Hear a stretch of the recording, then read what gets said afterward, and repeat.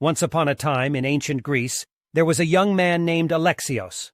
Alexios was a curious and intelligent boy who always asked questions and sought knowledge.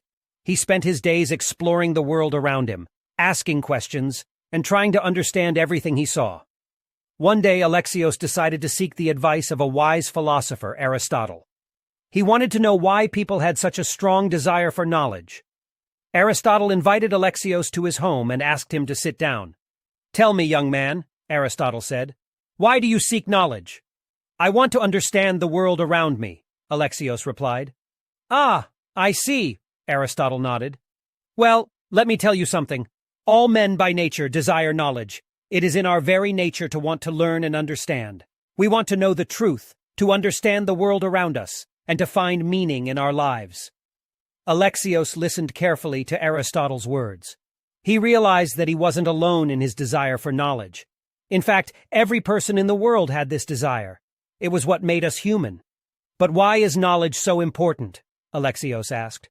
"Knowledge is important because it allows us to make sense of the world around us," Aristotle explained. "It helps us understand ourselves, others, and the world we live in. Without knowledge, we are like ships without a compass, adrift and lost." Alexios nodded, understanding what Aristotle was trying to say. He realized that knowledge was not just something that was nice to have. It was something essential to our very being. From that day forward, Alexios dedicated himself to learning and seeking knowledge. He read books, asked questions, and listened carefully to those around him.